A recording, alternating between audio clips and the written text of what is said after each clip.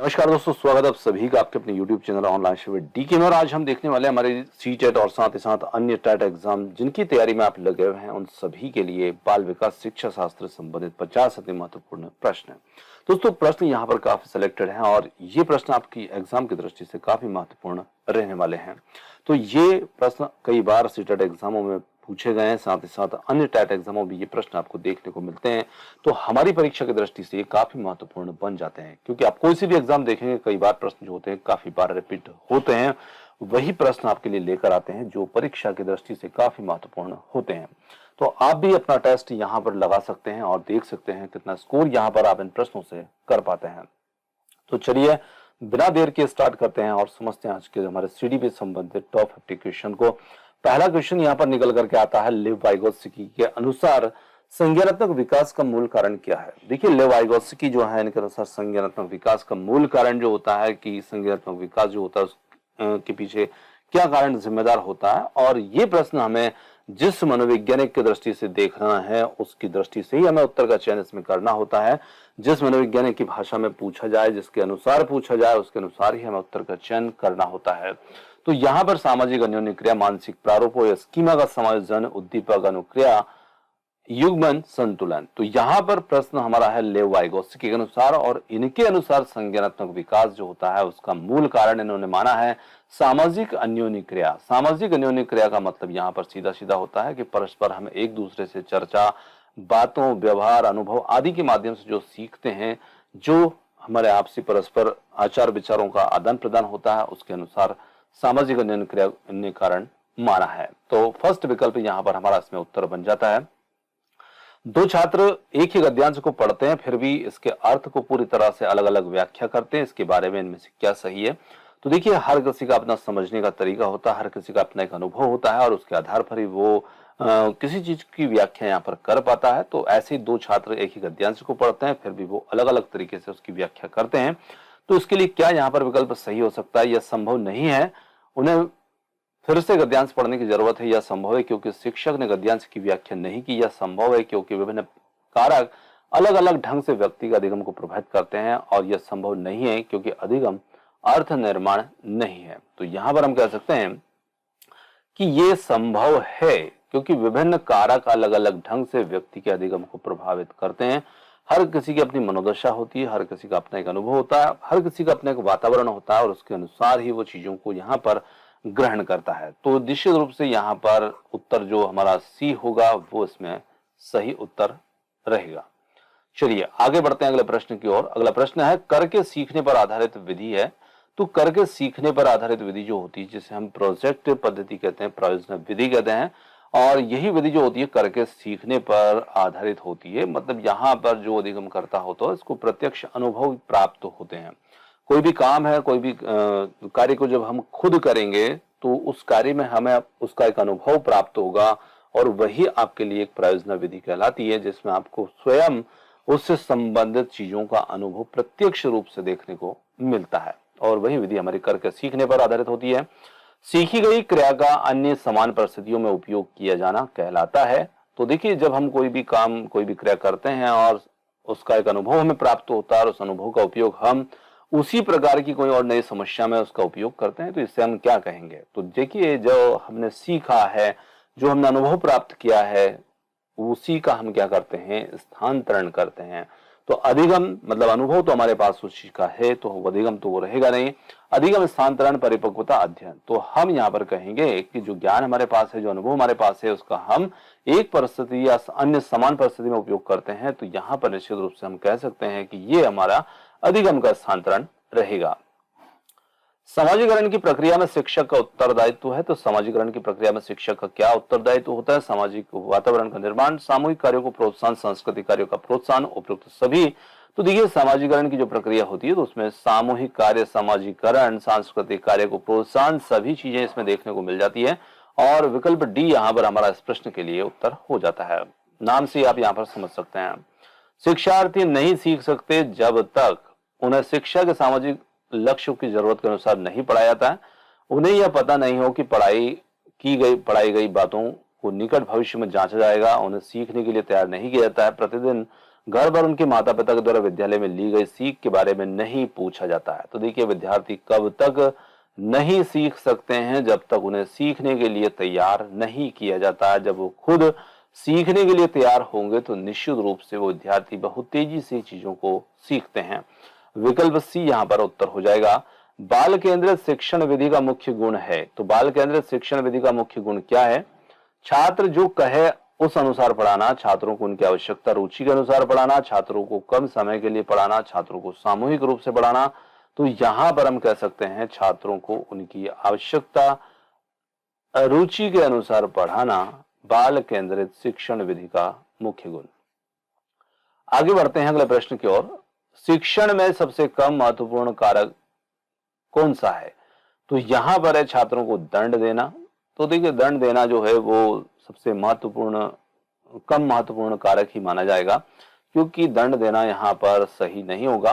तो निश्चित रूप से शिक्षण में सबसे कम महत्वपूर्ण कारक यही हमारा इसमें बन जाएगा। आगे देखिए, निम्न में से कौन प्रभावी अधिगम रणनीतियों के उदाहरण हैं? लक्ष्य और समय तालिकाओं का निर्धारण, संगठन चार्ट, संकल्पना चित्रों का निर्माण, उदाहरण तथा गैर उदाहरणों के बारे में सोचना, समवय साथी की व्याख्या करना, स्वयं से पूछताछ। तो इसके लिए कौन सा यहाँ पर उत्तर हमारा बनने वाला है? तो यहाँ पर 1, 2, 3, 4, 5 तो निश्चित रूप से ये सभी प्रभावी अधिगम रणनीतियों के उदाहरण है, जिसमें इन सभी को शामिल किया जाएगा। और इसके लिए विकल्प जो सी होगा, जिसमें इन पांचों को शामिल किया गया, यही हमारा उत्तर होगा। आगे देखिए, किंडरगार्टन विधि के जन्मदाता कौन है? काफी महत्वपूर्ण प्रश्न बनता है। किंडरगार्टन विधि काफी प्रसिद्ध विधि है और इसके जन्मदाता आर्मस्ट्रांग, फ्रोबेल, डीवी इनमें से कोई नहीं। तो यहाँ पर जो फ्रोबेल है वो इसके जन्मदाता माने जाते हैं। आगे बढ़ते हैं। लेव वाइगोत्स्की के सिद्धांत के अनुसार हमारी संज्ञानात्मक संरचनाओं की बनावट व हमारी संज्ञानात्मक प्रक्रियाओं में बदलाव है इनाम, सांस्कृतिक उपकरण, स्कीमा या संज्ञानात्मक द्वंद्व। तो यहां पर हम कह सकते हैं लेव वाइगोत्स्की के सिद्धांत के अनुसार चीजों को देखना है, तो ये हमारे लिए एक सांस्कृतिक उपकरण के रूप में रहेंगे। आगे बढ़ते हैं। पियाजे के अनुसार विशिष्ट मनोवैज्ञानिक संरचनाओं जो अनुभव से सही अर्थ निकालने का व्यवस्थित तरीका है, उसको क्या कहा जाएगा? मानसिक मैप कहा जाएगा, मानसिक उपकरण, स्कीमा, प्रतिमान। यहाँ पर 4 विकल्प आपके सामने है। सही उत्तर कौन सा होगा? तो यहाँ पर हो जाता है स्कीमा, पियाजे के अनुसार अनुभव से सही अर्थ निकालने के व्यवस्थित तरीके को। अगला प्रश्न है, टैट परीक्षण का पूर्ण नाम क्या है? तो देखिए, टैट परीक्षण जो होता है इसका पूर्ण नाम जो होता है teacher apperception test, thematic apperception test या ट्रुथ एपरसेप्शन टेस्ट, या इनमें से कोई नहीं। तो यहाँ पर हम कह सकते हैं थैमेटिक एपरसेप्शन टेस्ट जो होगा ये इसका पूर्ण रूप से सही नाम रहेगा। ऑप्शन नंबर बी हमारा इसमें उत्तर होगा। प्रेक्षण का क्या अर्थ होता है? तो प्रेक्षण का सीधा सीधा मतलब होता है देखना। तो देखना यहाँ पर हमारा उत्तर हो जाएगा, जानना, समझना सभी। आगे देखिए, मनोविश्लेषणात्मक सिद्धांत के प्रतिपादक कौन है? तो मनोविश्लेषणात्मक सिद्धांत के प्रतिपादक की यदि हम बात करें तो मूरे, मॉर्गन, फ्रायड या इनमें से कोई भी नहीं। तो यहाँ पर सिगमंड फ्रायड जो है वो मनोविश्लेषणात्मक सिद्धांत के प्रतिपादक माने जाते हैं। रोसा स्याही डब्बा परीक्षण जो होता है इसमें कितने कार्ड आपको देखने को मिलते हैं? तो यहाँ पर जो रोसा डब्बा परीक्षण होता है इसमें 10, 12, 16, 18।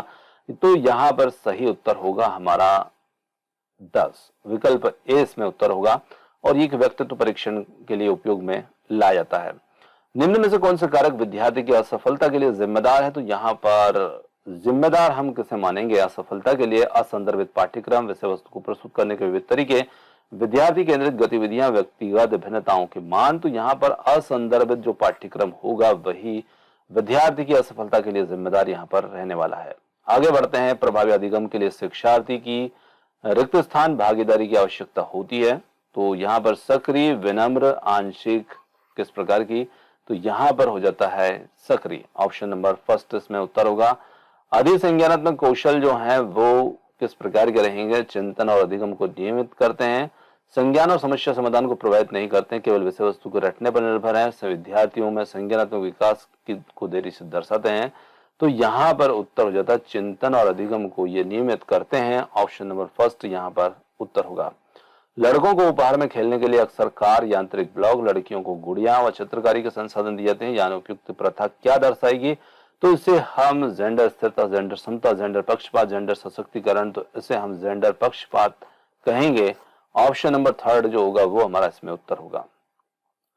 एक शिक्षिका को अपने बच्चों के अपने आप से बात करने को जो व्यक्तिगत वाक्य कहलाता है, को क्या प्रतिक्रिया यहाँ पर देना चाहिए? तो उसे हतोत्साहित करना चाहिए क्योंकि वो आत्म केंद्रिता की ओर बढ़ावा देता है। उसे हतोत्साहित करना चाहिए, इसके द्वारा बच्चा अपना खुद का ध्यान भंग करता है। उसे प्रोत्साहित करना चाहिए क्योंकि इससे स्वनियमन सुसाधित होता है, या उसे प्रोत्साहित करना चाहिए, इससे शिक्षक की जिम्मेदारी खत्म हो जाती है। तो यहाँ पर हम कह सकते हैं उसे प्रोत्साहित करना चाहिए क्योंकि इससे स्वनियमन सुसाधित होता है। आगे बढ़ते हैं, निम्नलिखित में से कौन सा कथन कक्षा में सवाल पूछने के संदर्भ में सही नहीं है? तो यहां पर बात की जाए कि जो कथन सवाल पूछने के संदर्भ में यहां पर सही नहीं है, विद्यार्थी से प्रश्न के उत्तर पूछने का मुख्य उद्देश्य उनका परीक्षण करना है, या फिर विश्लेषणात्मक प्रश्न पूछने से विद्यार्थी को समालोचनात्मक चिंतन में मदद मिलती है। विद्यार्थी को कक्षा में प्रश्न पूछने के लिए प्रोत्साहित करना चाहिए। ये प्रश्न जो विवेचन और अनुप्रयोग पर आधारित होते हैं, उच्चतर श्रेणी के चिंतन कौशलों को बढ़ावा देते हैं। तो यहां पर हम कह सकते हैं विद्यार्थी से प्रश्न के उत्तर पूछने का मुख्य उद्देश्य उनका परीक्षण करना है। ये यहां पर सही नहीं होगा। समावेशी शिक्षा के लिए निम्न में से कौन सहायक है? तो समावेशी शिक्षा के लिए निम्न में से कौन सहायक होगा? विद्यार्थी के बीच प्रतिस्पर्धा की भावना, लचीला पाठ्यक्रम, अनियमित स्कूल कैलेंडर, विद्यार्थी की आवश्यकता और रूप के अनुसार उचित आवास, या सख्त शिक्षक केंद्रित शिक्षा शास्त्र। तो यहां पर हम कह सकते हैं विद्यार्थी की आवश्यकता के अनुसार उचित आवास, ये समावेशी शिक्षा के लिए यहां पर सहायक होगा। अगला प्रश्न आता है, निम्नलिखित में से कौन किसी व्यक्ति के हाथ से आंख के तालमेल, संतुलन, शारीरिक निपुणता की क्षमता को प्रभावित करता है? गुणज वैफल्य, पठन वैफल्य, भाषा वैफल्य, या गति समन्वय वैफल्य? तो यहां पर हमारा सही उत्तर बन जाता है गति समन्वय वैफल्य। ऑप्शन नंबर 4 जो होगा वो यहां पर उत्तर होगा। उन विद्यार्थियों के सफल समावेशन के लिए जिन्हें दृष्टिबाधिता है, एक शिक्षक को क्या करना चाहिए? तो देखिए, जब विद्यार्थी जो कि दृष्टिबाधित हैं और उनके लिए क्या करना चाहिए, तो यहां पर हम कह सकते हैं आसपास की चित्र रूपित सामग्री में मौखिक स्पष्टीकरण जोड़ा जाए। इन विद्यार्थी को हस्तलिखित नोट्स दें। विषय वस्तु पढ़ने के लिए केवल ब्लैक बोर्ड का प्रयोग करें। उन्हें स्कूल के एक अलग संकाय में दाखिला दें। तो यहां पर आसपास की जो चित्र सामग्री है उसमें मौखिक स्पष्टीकरण जोड़ें, तो निश्चित रूप से दृष्टिबाधित जो विद्यार्थी हैं वो भी उस चीज को समझ पाए। जनजातीय समुदायों के विद्यार्थियों का सफल समावेशन के लिए एक शिक्षिका को निम्न में से किससे बचना चाहिए? देखिए, शिक्षिका को किससे बचना चाहिए, तो यहां पर यदि हम देखें उसके दैनिक जीवन और परिवेश से उदाहरणों को शामिल करना, उनके सामाजिक सांस्कृतिक संदर्भ को महत्व और सम्मान देना, पाठ्यक्रम में उनकी संस्कृति में प्रचलित लोकगीतों और गीतों को शामिल करना, उन संप्रतियों को पढ़ाना जो उनके जीवन को पूरी तरह से अप्रासंगिक है। तो यहां पर उन संप्रतियों को पढ़ाना जो उसके जीवन के लिए पूरी तरह अप्रासंगिक हैं। ऑप्शन नंबर 4 तो हमारा उत्तर होगा। आगे बढ़ते हैं, निम्नलिखित में से कौन सा विकल्प दी गई दिव्यांगता और संबंधित विद्यार्थियों के समावेशन हेतु यथोचित संयोजन रणनीति का सही युग्म है? तो यहां पर ध्यान न्यूनता, अतिशय क्रियाशीलता विकार, लंबी अवधि की फिल्में दिखाएं, स्वालीनता, जितना हो सके एक ही समय सारणी दिनचर्या, पठन वैफल्य, जटिल गणना पर आधारित प्रश्न दें, वाकवादिता, मूल्यांकन के केवल मौखिक रूप से स्वीकार करें। तो यहां पर उत्तर हो जाता है स्वालीनता। ऑप्शन नंबर 2 इसमें हमारा उत्तर होगा। इनमें से कौन एनसीएफ 2005 का एक मार्गदर्शक सिद्धांत है? तो यहां पर मार्गदर्शक सिद्धांत की इसमें बात की जाए, एकीकृत पाठ्य पुस्तकों का विकास, बस्ते के बोझ को कम करना, परीक्षा प्रणाली को अधिक लचीला बनाना, उपरोक्त सभी। तो यहां पर उत्तर उपरोक्त सभी इसमें हमारा उत्तर होगा। आगे बढ़ते हैं अगले प्रश्न की ओर। एक सामान्य बुद्धि का बच्चा भाषा पढ़ने और समझने में कठिनाई दिखाता है, यह बच्चे के निम्नांकित लक्षणों को इंगित करता है? Dyslexia, dysgraphia, dyscalculia, dyspraxia. तो यहां पर हम कह सकते हैं डिसलेक्सिया जो होगा ये पठन संबंधी विकार होता है और यही हमारा इसमें उत्तर हो जाएगा। अगला प्रश्न है, ज्योत्सना अवसर निर्धारित कार्य को, अवसर नहीं है अक्सर है, ज्योत्सना अक्सर निर्धारित कार्य को छोटे छोटे कार्यों में विभाजित कर देती है ताकि वह उसे आसानी से कर सके। वह उपयोग कर रही है, तो वो किस चीज का उपयोग कर रही है? सहायक विस्तार प्रक्रिया, उपलक्ष्य विश्लेषण प्रक्रिया, क्रियाशील दृढ़ता, न्यूनकारिता। तो यहां पर हमारा जो उत्तर होगा वो हो जाएगा न्यूनकारिता। ऑप्शन नंबर डी इसमें उत्तर होगा। आगे बढ़ते हैं अगले प्रश्न पर। हार्वर्ड गार्डनर के अनुसार वह व्यक्ति जिनमें दूसरों की मंशाओं, भावनाओं और व्यवहारों को समझने व उसके साथ संबंध बनाने की क्षमता होती है, वो कौन सी बुद्धि होती है? तो इससे हम प्रकृतिवादी अंतःव्यक्तित्व, अंतःव्यक्तित्व या स्थानिक, तो ये बुद्धि अंतःव्यक्तित्व बुद्धि के नाम से जानी जाती है। जब बच्चे स्कूल में प्रवेश करते हैं, तो देखिए जब बच्चे स्कूल में प्रवेश करते हैं तो उन्हें अपनी मातृभाषा में बोलने की अनुमति दी जानी चाहिए, क्योंकि अभिव्यक्ति महत्वपूर्ण है। बिल्कुल सही विकल्प ही है हमारा ऑप्शन नंबर फर्स्ट। जब बच्चे स्कूल में प्रवेश करते हैं तब उन्हें अपनी मातृभाषा में बोलने की अनुमति दी जानी चाहिए, क्योंकि छोटे बच्चे होते हैं और मातृभाषा में यदि उनको अनुमति देंगे तो निश्चित रूप से अपनी बात वो खुलकर बोल पाएंगे। तो पहला अगला प्रश्न आता है यहाँ पर, किसी छात्र की मानसिक और वास्तविक आयु दोनों 7 वर्ष है तो उसे किस श्रेणी में रखा जाएगा? तो यहाँ पर सामान्य बुद्धि से नीचे, सामान्य बुद्धि, तीव्र बुद्धि या फिर प्रतिभाशाली बुद्धि। तो ऐसे छात्र को यहाँ पर हम सामान्य बुद्धि के अंतर्गत रखेंगे और विकल्प बी यहाँ पर हमारा प्रश्न का उत्तर हो जाएगा। आगे देखिए, किसी जांच के लिए ब्लूप्रिंट तैयार करते समय इनमें से किसको ध्यान में नहीं रखा जाता? तो प्रकरण, अनुदेशनात्मक उद्देश्य, प्रश्नों के स्वरूप, शिक्षण समय। तो यहाँ पर शिक्षण समय को ध्यान में नहीं रखा जाएगा। आगे देखिए, एनसीईआरटी 2005 के अनुसार गणित शिक्षण का एक मुख्य उद्देश्य है। तो गणित शिक्षण का एक मुख्य उद्देश्य क्या होता है? बच्चे की चिंतन प्रक्रिया का गणितीकरण करना, संख्या संबंधी कौशल का विकास करना, समस्या समाधान कौशल का विकास करना, विश्लेषणात्मक योग्यता का को पोषित करना। तो यहाँ पर समस्या समाधान कौशल विकसित करना हमारा उत्तर हो जाएगा। आगे देखते हैं, शिक्षकों के शिक्षार्थियों के समक्ष किसी जानकारी को स्पष्टता और आनंददायी तरीके से रखना चाहिए। इस जानकारी को उन बातों से जोड़ना चाहिए जिसके बारे में शिक्षार्थी नहीं जानते, पूर्व से जानते, जानने के इच्छुक हो, जानने के इच्छुक नहीं हो। तो यहाँ पर उन बातों को हमें आनंददायी तरीके से रखना चाहिए जो विद्यार्थी जानने को इच्छुक हो। ऑप्शन सी यहाँ पर उत्तर होगा। पाठ योजना का मुख्य भाग किसे कहेंगे? निष्कर्ष, पुनरीक्षण, तैयारी, प्रस्तुतिकरण। तो यहाँ पर तैयारी हमारा उत्तर होगा। आगे बढ़ते हैं, जीन पियाजे के अनुसार किस अवस्था में बच्चों में अमूर्त तर्क एवं तार्किक कौशल विकसित होते हैं? संवेद गति अवस्था, मूर्त प्रक्रियात्मक अवस्था, वाक प्रक्रियात्मक अवस्था या औपचारिक प्रक्रिया अवस्था। तो यहाँ पर जो सही उत्तर हमारा रहेगा वो रहेगा औपचारिक प्रक्रिया अवस्था। ऑप्शन नंबर डी इसमें सही उत्तर होगा। चलिए बढ़ते हैं अगले प्रश्न की ओर। अगला प्रश्न होता है, गणित सीखने के रचनात्मक उपक्रम के तहत विद्यार्थियों को प्रोत्साहित किया जाता है। तो किसके तहत यहाँ पर प्रोत्साहित किया जाएगा? तो यहाँ पर है त्रुटियों से पूर्णतः बचना, उदाहरण से नियम सूत्रों का पता लगाना, नियम सूत्रों को याद करने पर जोर, और डी है इनमें से सभी। तो यहाँ पर हम कह सकते हैं उदाहरण से नियम सूत्रों का पता लगाना, इसके तहत विद्यार्थियों को प्रोत्साहित किया जाएगा। आगे बढ़ते हैं, किशोरावस्था की प्रमुख विशेषता नहीं है। तो यहाँ पर संवेगों का आधिक्य, संचय की प्रवृत्ति, कल्पना की बहुलता, मानसिक विकास। तो देखिए किशोरावस्था में संचय की प्रवृत्ति जो है ये प्रमुख विशेषता नहीं मानी जाएगी। और बढ़ते हैं अगले प्रश्न की ओर। अगला प्रश्न आता है, निम्न में से कौन एक शिक्षक की भूमिका की सर्वश्रेष्ठ व्याख्या करता है? तो यहाँ पर एक शिक्षक को निर्धारित पाठ्यपुस्तक का दृढ़ता से अनुसरण करना चाहिए, ऐसे आराम के माहौल का निर्माण करना जहां पर बच्चे संवाद और खोजबीन के माध्यम से सीख सके, समय पर पाठ्यक्रम पूरा करना महत्वपूर्ण है। शिक्षक की महत्वपूर्ण भूमिका है वह कक्षा वर्ग में अनुशासन बनाए रखे। तो देखिए ऐसे आराम के माहौल या वातावरण का निर्माण करना जहां पर बच्चे संवाद और खोजबीन के माध्यम से सीख सके, यही हमारा इसमें उत्तर होगा।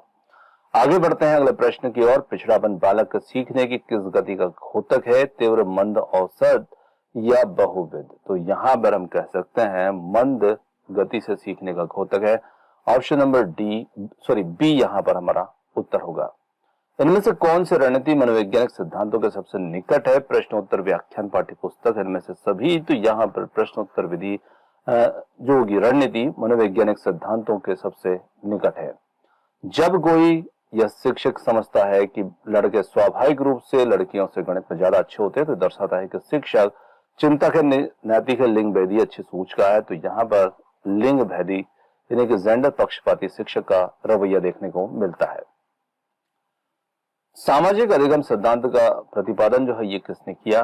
तो यहाँ पर थार्नेडाइक, पावलोव, वेंडुरा, रोजर्स। तो यहाँ पर सिद्धांत का प्रतिपादन करने वाले वेंडुरा थे और ऑप्शन सी यहाँ पर हमारे प्रश्न का उत्तर होगा। आगे देखिए, अभिकथन है, एक बच्चा 11 महीने में चलना सीखता है जबकि दूसरा 15 महीने में चलना सीखता है। कारण यहाँ पर पूछा है, व्यक्तियों में विकास भिन्न भिन्न दरों पर होता है। ए आर दोनों सही है, आर सही व्याख्या करता है ए की। ए आर दोनों सही है लेकिन आर सही व्याख्या नहीं है कि ए सही लेकिन आर गलत है और ए आर दोनों गलत है। तो कह सकते हैं कि यहाँ पर अभिकथन जो है वो भी सही है और उसका पीछे जो कारण बताया वो भी सही है। तो यहाँ पर आर जो है सही व्याख्या करता है एक ही, इसके लिए पहला विकल्प इसमें उत्तर होगा। अगले प्रश्न पर चलते हैं। विकास निम्न में से किस पर निर्भर करता है? सामाजिक बनावट, भौतिक वातावरण, सामाजिक सांस्कृतिक कारक। तो यहां पर क्या एक और दो सही है, दो तीन सही है, एक तीन सही है, एक दो तीन तीनों ही सही है। देखिए, विकास जो होता है आनुवंशिक बनावट, भौतिक वातावरण, सामाजिक सांस्कृतिक कारक तीनों पर निर्भर करता है और इसके लिए विकल्प 4 यहाँ पर जिम्मेदार होगा, जिसमें 1 2 3 हमारे उत्तर होंगे। किस अवस्था में प्रतीकात्मक खेल बढ़ता है और संज्ञानात्मक विकास को समर्थन देता है? तो यहाँ पर बात की जाए शेषावस्था, प्रारंभिक बाल्यावस्था, मध्य बाल्यावस्था, किशोरावस्था। तो यहाँ पर बात की जाती है प्रारंभिक बाल्यावस्था की, यही हमारा इसमें उत्तर होगा। ये अवस्था प्रतीकात्मक खेल इसमें बढ़ता है और संज्ञानात्मक विकास को समर्थन देता है। निम्न में से बच्चों के प्राथमिक समाजीकरण की कौन सी संस्था होती है? तो बहुत ही महत्वपूर्ण प्रश्न, कई बार आपको टेट एग्जाम में देखने को मिलेगा। और यहाँ पर प्राथमिक समाजीकरण संस्था की बात की जाती है। तो यहाँ पर देखिए, परिवार जो होता है वो प्राथमिक समाजीकरण की संस्था होती है। विद्यालय यहाँ पर द्वितीयक समाजीकरण की संस्था होती है, ये भी ध्यान रखना है। एक 5 वर्ष की बच्ची यह तर्क करने में विफल रहती है कि जब पानी एक लंबे और संकीर्ण गिलास से चौड़े बर्तन में स्थानांतरित किया जाता है तो पानी की मात्रा समान रहती है प्याजे के अनुसार, इसका क्या कारण है? तो यहाँ पर वह प्रतिवर्ती सोच नहीं रखती, वह लक्ष्य निर्देशित व्यवहार नहीं कर सकती, प्रतीकों का इस्तेमाल नहीं करती, वह नकल नहीं कर सकती, तो वो प्रतिवर्ती सोच नहीं रखती। ऑप्शन नंबर फर्स्ट यहाँ पर उत्तर होगा। तो दोस्तों, यहाँ पर आज के हमारे बाल विकास शिक्षा शास्त्र संबंधित जो टॉप 50 क्वेश्चन थे ये समाप्त होते हैं। और क्वेश्चन आपको कैसे लगे कमेंट्स करके जरूर बताइएगा। वीडियो पसंद आया तो वीडियो को लाइक, शेयर, चैनल को सब्सक्राइब करना मत भूलिएगा। आपने जो समय दिया उसके लिए बहुत बहुत धन्यवाद। Thanks for watching. मिलते हैं जल्दी एक और नए किसी वीडियो के साथ। धन्यवाद।